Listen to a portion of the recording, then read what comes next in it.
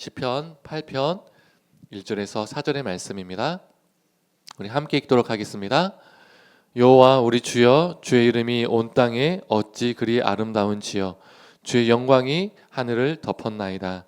주의 대적으로 말미암아 어린아이들과 젖먹이들의 입으로 권능을 세우시며 이는 원수들과 보복자들을 잠잠하게 하려 하심이니이다. 주의 손가락으로 만드신 주의 하늘과 주께서 베풀어 두신 달과 별들을 내가 보오니 사람이 무엇이기에 주께서 그를 생각하시며 인자가 무엇이기에 주께서 그를 돌보시나이까. 아멘. 네, 오늘 찬양과 오늘 본문 말씀이 같죠. 국내든 해외든 여행을 가면 자연 경관을 보고 놀라는 경우들이 있습니다. 국내에서는 4년 전 부목사 사역을 마치고 잠시 가족들과 제주도에 다녀온 적이 있습니다. 저희가 제주도에 도착하기 전날까지만 해도 이 제주도에 폭설이 내렸었습니다. 그래서 이 곳곳에 쌓인 눈을 쉽게 볼 수가 있었습니다. 첫날은 이 한라산 근처 도로를 지나갔는데 이 감탄이 절로 나왔습니다. 이 산 근처다 보니까 산도, 이 한라산도 커 보이는 데다가 한라산이 눈으로 완전히 덮인 설산이 되어 있었습니다. 이 설산이 되어서 너무나 이쁘고 아름다웠습니다. 이 아내와 저는 그 설경을 보고 와 진짜 이쁘다, 와 진짜 이쁘다 이 말을 여러 번 했던 기억이 있습니다. 어딘가 주차할 때가 있었으면 잠시 멈추고 계속 그 설산을 보고 싶을 정도였습니다. 제가 국내에서 봤던 이 자연 경관 중에서 최고 중에 하나였습니다. 저의 짧은 인생, 이 46년의 인생 속에서 국내와 해외를 통틀어서 가장 내리에 꽂힌 잊을 수 없는 자연 경관이 두 곳이 있습니다. 모두 이 남아프리카 공화국에 있었습니다. 벌써 20년이 지났는데도 그 기억이 또렷이 남았고 잊을 수가 없는 정말 그 감탄이 절로 나오는 경관이었습니다. 첫 번째는 이 쿠르그 내셔널 파크였습니다. 우리나라 말로 하면 쿠르그 국립공원이죠. 그곳이 어떤 곳이냐면 우리나라 동물원처럼 동물을 가두어서 사자, 호랑이, 늑대, 원숭이 이런 동물들을 보는 곳이 아니라 동물의 자연 서식지입니다. 그냥 동물들이 그냥 사는 거예요. TV 이 다큐 프로그램 동물의 세계 이런 데서만 봤던 동물들이 자연에서 그냥 뛰어놉니다. 코끼리떼, 얼룩말떼, 사슴떼 정말 질릴 정도로 엄청 봤습니다. 뛰어다니는 얼룩말들과 이 사슴떼들을 보면요, 절로 감격이 나옵니다. 심장이 뛰어요. 코끼리똥이 그리도 엄청 큰지, 그리고 코끼리들이 똥을 그렇게도 엄청 싸대는지 그때 알았습니다. 이 길목마다요, 코끼리 똥 천지입니다, 천지. 또 덩치가 큰 코뿔소가 저희 차를 보고 순간 놀라서 그 덩치 큰 동물이 제자리에서 펄짝 뛰더니 도망갔던 그 모습이 얼마나 귀여웠던지 사람들이 웃었습니다. 잊혀지지가 않습니다. 악어들도, 하마들도, 하이에나들도 정말 많은 동물들을 봤었습니다. 그런데 아쉽게도 사자를 못 봤습니다. 사자는 못 봤지만 우리 안에 갇힌 동물, 그 TV에서만 매번 봤던 동물들을 본 것이 아니라 그 넓은 초원에서 자유롭게 살아가는 그 동물들을 보니까 볼 때마다 그 순간순간이 감격이었습니다. 감탄이 끊이질 않았습니다. 남아공에 있는 동안에 그 쿠르그 내셔널 파크를 2번 가봤는데 2번 갈 때에도 똑같은 감격이 있었습니다. 두 번째로는 잊혀지지 않는 경관은 블라이드 리버 캐년이라는 곳입니다. 우리는 캐년 하면 어떤 캐년이 떠오르죠? 미국과 캐나다에 걸쳐 있는 세계로 가장 큰 그랜드 캐년이 떠오르죠. 이 블라이드 리버 캐년은 세계에서 3번째로 큰 협곡입니다. 그 협곡이 얼마나 크고 웅장한지 그냥 보면요, 입이 쫙 벌어집니다. 와 하면서 절로 연이어 감탄사가 나옵니다.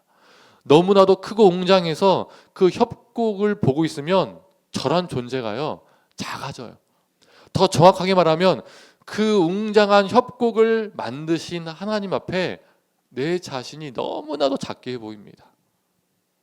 그 아름다움, 그 웅장함을 사진에 담고 싶어서 찍었는데요. 그 사진에 그 웅장함이 담기질 않습니다. 그 웅장함이요, 사진으로는 표현이 안 돼요. 이곳도 2번을 가봤는데 2번째 봤으니까 그런가 보다 그런 게 아니라 그 감격이요 2배로 늘어났습니다. 와, 정말 아름답다, 정말 웅장하다. 제가 아내에게 신혼 초에 이런 말을 한 적이 있었습니다. 언젠가 우리가 상황과 돈이 되면 남아공의 이 쿠르거 내셔널 파크를 꼭 가보자. 그리고 그 캐년을, 그 협곡을 꼭 가보자라고 말했습니다. 아내하고 지훈이, 혜원이도 똑같은 경험을 해봤으면 좋겠다라는 마음이 제게 있습니다. 물론 전제가 뭐죠? 시간과 물질적 상황이 되어야 합니다. 이 전제를 말하지 않으면 분명 예배 후에 아내와 애들이 이 약속 꼭 지키라고 제게 협박 아닌 협박을 할 것 같아서 빠져날 구멍을 만들어 놓고 있습니다. 오늘 본문도 하나님이 창조하신 피조 세계를 보고 감격한 사람이 있습니다. 바로 다윗이죠.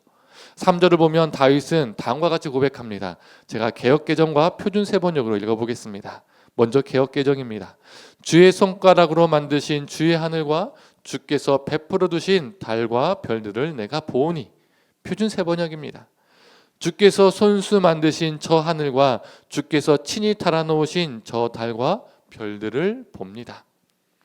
하늘도 달과 별도 그냥 우연히 생긴 것이 아니라 하나님께서 친히 만드셨다는 다윗의 고백입니다. 현대과학으로 이 우주를 측정했습니다. 측정했다고 하죠. 이렇게 막 여러 가지 관측 기계를 가지고요. 현대과학은 관측 가능한 우주의 반지름이 365억 광년이라고 합니다. 엄청나죠. 반지름만 해도 465억 광년이니까 지름으로 따진다면 930억 광년이 됩니다. 관측 가능한 것만 해도요. 관측 불가능한 거 하면요 더 넓겠죠. 더 길겠죠. 이 엄청난 우주가 하나님의 손가락으로 만들어졌다라고 다윗은 고백합니다. 손가락이라는 시적 표현이 제게는 너무나도 아름답고 경이롭게 다가왔습니다.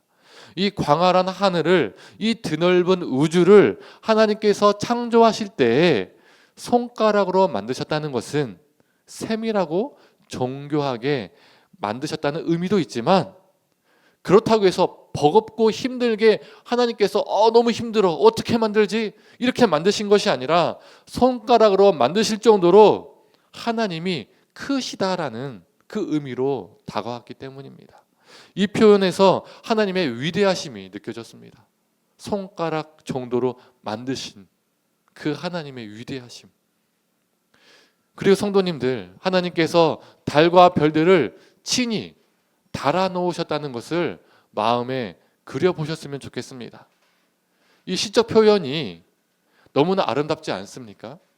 하나님의 손길이 닿지 않은 곳이 없다는 거죠. 이렇게 다윗은 하나님이 손가락으로 만드신 하늘과 하나님께서 친히 달아놓으신 달과 별들을 보면서 하나님의 위대하심, 하나님의 크심, 하나님의 전능하신 권능을 경험했습니다. 성도님들, 우리도 다윗처럼 천지를 지으신 우리 하나님이 크고 위대하시고 전지전능하심을 믿습니다. 그렇지 않습니까? 그렇다면 하나님이 이 놀라우신 위대하심 앞에 우리는 어떠한 자세가 필요할까요? 다윗은 이렇게 고백합니다. 사람이 무엇이기에 주께서 그를 생각하시며 인자가 무엇이기에 주께서 그를 돌보시나이까. 다윗은 하나님이 지으신 창조 세계를 보며 단순히 감동과 감격에서 그친 것이 아니라 그 큰 우주를 만드시고 그 큰 우주보다 더 크신 하나님 앞에 자신이 너무나도 작고 보잘것없는 존재임을 깨달아 고백합니다. 그래서 그는 사람이 무엇이기에 이토록 생각해 주시냐라면서 묻습니다. 성도님들, 여기에서 사람은 히브리어로 에노시입니다. 원형은 아나시입니다. 이 아나시의 본래 뜻이 무엇일까요? 이 아나시는 약하다, 병들다의 뜻입니다. 이 뜻을 가진 단어에서 사람이라는 단어가 파생되었다는 거예요. 파생되었어요. 이 단어의 뜻이 주는 의미가 무엇일까요? 우리 인간은 약하고 병들 수밖에 없는 존재라는 겁니다. 우리 사람은 약하고 병들기 때문에 유한한 인생이라는 의미죠. 이 아나시란 단어는 욥기에서요 정말 많이 언급이 됩니다. 욥기는 인간의 고난을 말해주는 성경입니다. 욥도 어떻습니까? 부자였습니다. 정말 많은 것을 누렸습니다. 그러한 욥도 모든 것을 잃고 피부에 피와 고름이 가득할 정도로 병들었습니다. 즉 너무나도 연약한 존재였습니다. 이게 바로 아나시입니다. 아나시. 해와 달과 별을, 이 하늘과 이 온 우주를 손가락 하나로 창조하실 정도로 크고 크신 하나님께서 약하고 약한 유한한 존재인 우리 인간을 생각해 주신다는 겁니다. 우리 사람은 어떻습니까? 모두 다 그런 것은 아니지만 내가 크고 높은 자리에 올라와 있으면 작고 연약한 존재를 외면하기 쉽습니다. 더 높은 곳에 시선이 꽂혀 있어서 작고 연약한 존재를 생각하지 않을 때가 많이 있어요. 오히려 나보다 약하다고 생각하는, 작다고 생각하는 이들을 함부로 대할 때가 있습니다. 그런데 온 우주를 지으신 너무나도 크신 우리 하나님께서 작고 작은 나를 외면하시는 것이 아니라 약하고 병들어 죽을 수밖에 없는 이 존재를, 이 작은 존재를 생각해 주심이 다윗에게는 너무나도 큰 은혜였습니다. 성도님들, 하나님이 생각해 주신다는 거잖아요. 이 생각하다는 히브리어로 자카르입니다. 이 자카르의 뜻은 기억하다는 뜻을 가지고 있습니다. 우리 하나님은 매 순간 우리 사람을 기억해 주신다는 겁니다. 이어서 다윗은 인자가 무엇이기에 주께서 돌보십니까? 라고 고백합니다. 인자란 단어는 사람의 아들이란 뜻이죠. 사람인 아들자. 표준 세번역에서는 사람의 아들로 번역되어 있습니다. 사람의 아들이라는 것은 사람이라는 것을 강조하는 뜻입니다. 사람의 아들이니까 당연히 사람이겠죠. 그래서 사람과 동일어로 보시면 됩니다. 우리는 인자라는 단어를 생각하면 자동으로 바로 무조건적으로 누가 떠오릅니까? 예수님이 떠오르죠. 인자하면 우리는 무조건 예수님을 생각하는데 우리 예수님도 자신이 이 땅에 사람으로 오셨다는 것을 강조하시기 위해서 인자라는 단어를 사용하셨습니다. 이 인자는 히브리어로 벤 아담입니다. 벤이란 아들이란 뜻이고요. 아담이란 사람이란 뜻입니다. 즉 사람의 아들이라는 거죠. 우리는 아담을 생각하면 하와의 남편, 선악과를 먹은 사람, 최초의 인간, 이렇게 아담을 생각하는데 이 아담이라는 뜻 자체가 사람이라는 뜻을 가지고 있어요. 그리고 먼지, 흙을 의미하는 단어가 있습니다. 이 단어가요 히브리어로 아다마입니다. 아담, 아다마, 이 두 단어가요 어원이 같습니다. 하나님께서 아다마로 아담을 창조하신 사건이 사람을 창조하신 사건입니다. 우리 인간이 흙으로 먼지로 만들어졌다는 이 의미는 우리에게 무엇을 말해주는 걸까요? 부서지기 쉬운 존재, 흐트러지기 쉬운 존재, 무너지기 쉬운 존재라는 겁니다. 특히 무엇으로부터 부서지고 무너지기 쉽습니까? 바로 죄입니다. 최초의 아담인 아담도, 즉 최초의 사람인 아담도 죄로 인해서 부서지고 무너졌습니다. 그래서 인자가 무엇이긴 한데 저를 돌보시나이까라는 고백은 죄로 부서지고 무너지기 쉬운 이 죄인 따위가 무엇이기에 주께서 저를 돌보십니까? 라는 고백이 됩니다. 다윗이 이 시편 8편을 우리는 언제 썼는지 모릅니다. 밧세바를 범하고 이 시편을 고백했는지 아니면 그 이전에 고백했는지 우리는 알 수가 없죠. 그가 밧세바를 범하기 전일지라도 그가 어떠한 죄도 짓지 않은 무결한 사람이었을까요? 아니겠죠. 타이토 벤 아담, 즉 사람이었습니다.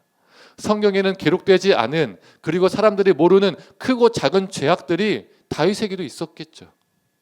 다윗은 주에 있는 자신을 불쌍히 여기셔서 돌보신 하나님 앞에, 주님, 제가 어찌할 바를 모르겠습니다. 제가 무엇이간데 제게 이 큰 은혜를 주셔서 제가 어찌할 바를 모르겠습니다. 그는 이런 고백을 할 수밖에 없었습니다. 성도님들, 앞에서도 제가 언급했지만 우리도 다윗처럼 천지를 지으신 우리 하나님이 크고 위대하시고 전지전능하심을 믿습니다. 그렇지 않습니까? 그런데 우리는 이 위대하심에, 하나님의 크고 놀라우신 능력에 너무 몰두하고 집착할 때가 있습니다. 그래서 하나님의 크신 능력을 보며 우리에게도 그 큰 능력을 달라고 외칠 때가 있습니다. 학업의 능력, 사업의 능력, 승진의 능력, 물질의 능력 등등등 이 세상에 수많은 능력을 갖고 싶어 합니다. 쟁취하고 합니다. 무엇을 의지해서요? 하나님의 크고 위대하신 능력을 의지해서 나도 그 능력을, 세상의 능력을 갖고 싶어 하는 거죠. 마치 이런 거와 같을 수 있어요. 예를 들어서 사랑하는 연인이 있어요. 그런데 알고 보니까 그 상대방이 엄청난 재력가입니다. 재벌 2세예요. 그때부터 상대방을 볼 때면 그 사람이 가지고 있는 수천억, 수많은 외제차, 수많은 집들, 수많은 땅들이 보이기 시작합니다. 그러면 그 둘의 사랑은요, 오래가지 못합니다. 순수함이 사라집니다. 행복하지 못할 결말을 맺을 확률이 높죠. 우리도 하나님을 이런 식으로 대할 수 있어요. 하나님과 인간의 순수한 사랑, 순결한 사랑보다 그분이 얼마나 더 큰 능력자이시고 그래서 얼마나 많은 것을 내게 베풀어 줄 수 있는지, 이게 1순위가 되어버릴 수 있습니다. 그래서 매번 달라고 그런 신앙이 될 수 있는 거죠. 그러나 성도님들, 우리가 하나님의 위대하신 능력에만 꽂혀서 그 능력만을 쪽쪽 빨아먹고자 하는 모기와 같은, 흡혈귀와 같은 존재가 아니라 하나님의 위대하심 앞에 겸손히 다윗처럼 그 은혜를 고백하고 찬양하는 존재가 되기를 간절히 원합니다. 오늘 본문 중에서 정말 우리가 주목해야 할 단어가 있습니다. 인자가 무엇이간데 우리를 주께서 돌보시나이까? 라는 이 고백 속에서 돌보다라는 단어입니다. 이 돌보다라는 단어는요, 히브리어로 파카드입니다. 이 파카드의 본래 뜻이 무엇인지 아십니까? 방문하다, 찾아가다라는 뜻입니다. 그래서 다윗은 이렇게 고백하고 있는 겁니다. 주님, 인자가 무엇이기에 부서지고 무너지기 쉬운 이 죄인 따위가 무엇이기에 이 죄인을 찾아오셨습니까? 저는 이 파카드란 단어에서 방문하다, 찾아가다는 뜻이 있다는 것을 알았을 때 눈이 번쩍 뜨이더라고요. 마음이 뭉클해지고 순간 울컥해졌습니다. 성도님들, 이 땅을 말씀으로 창조하신 그것이 우리 예수님께서, 하나님의 본체시며 하나님과 동등되신 우리 예수님께서 부서지고 무너지기 쉬운 너무나도 약한 존재인 우리를 불쌍히 여기셔서 죄로 인하여 죽을 수밖에 없는 우리를 너무나도 사랑하셔서, 아니 우리뿐만 아니라 이 세상을 너무나도 사랑하셔서 우리와 이 세상을 살리시기 위해서 친히 인간이 되시고 이 땅에 찾아오셨습니다. 파카드 하셨어요.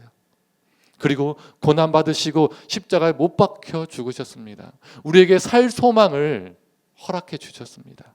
이것보다 더 큰 은혜, 이것보다 더 위대한 은혜가 어디 있습니까?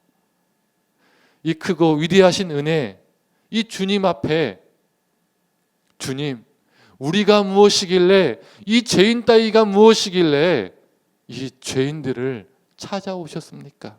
주님, 우리가 무엇이길래 우리를 불쌍히 여겨주시고 우리를 매 순간 기억해 주십니까? 이 고백이 우리의 삶의 고백이 되기를 간절히 소망합니다. 이 감격과 이 은혜를 우리 삶에서 잃어버리지도 않고 잊어버리지도 않기를 간절히 원합니다. 그래서 우리의 입술 속에서 여호와 우리 주여, 주의 이름이 온 땅에 어찌 그리 아름다운지요라는 이 고백이 매 순간 절로 나오기를 원합니다. 이제 말씀을 정리하겠습니다. 요한복음 1장 10절에서 11절에 이런 말씀이 있습니다. 그가 세상에 계셨으며 세상은 그로 말미암아 지은 바 되었으되 세상이 그를 알지 못하였고 자기 땅에 오매 자기 백성이 영접하지 아니하였으나. 예수님께서 이 세상을 창조하셨다는 말씀입니다. 그런데 예수님으로부터 창조받은 인간이 예수님을 알지 못하고 예수님을 영접하지도 않고 대신 십자가에 못 박아 죽였습니다. 오늘 시편 말씀과 정반대의 의미를 가지고 있는 구절이죠. 그들은 주님이 지으신 하늘과 별과 이 피조 세계를 보면서 이 땅에 찾아오시는 주님을 발견하지 못했습니다. 그 이유는 자신들이 생각하는 메시아, 자신들이 원하는 구세주가 아니었기 때문입니다. 자신들이 원하는 메시아는 이스라엘을 세상 제일의 나라로 우뚝 서게 해줄 능력의 메시아였습니다. 그리고 자신들의 위치와 자신들의 삶을 풍요롭게 해줄 권능의 구세주였습니다. 그래서 수없이 성전에 찾아가고 수없이 예배하고 수없이 헌신했지만 엄청나게 종교적 열심을 가지고 있었지만 정작 예수님을 발견하지 못하고 예수님을 영접하지 못하고 예수님을 못 박아 죽였습니다. 성도님들, 우리는 그들과 같은 잘못과 죄악을 범해서는 안 됩니다. 그렇다면 우리는 이 주님의 은혜 앞에 이 땅에서 어떻게 살아가야 할까요? 오늘 본문 8편의 6절에서 8절의 말씀을 표준 세번역으로 읽어보겠습니다.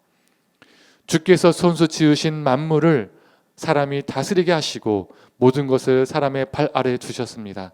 크고 작은 온갖 집짐승과 들짐승까지도 하늘에서 나는 새들과 바다에서 노니는 물고기와 물길 따라 움직이는 모든 것을 사람이 다스리게 하셨습니다. 6절에서 8절을 보면 우리 주님은 정말 연약하고 연약한 무너지기 쉬운 우리를 이 세상에 만물을 다스리라고 이 땅에 지상 대리자로 세우셨습니다.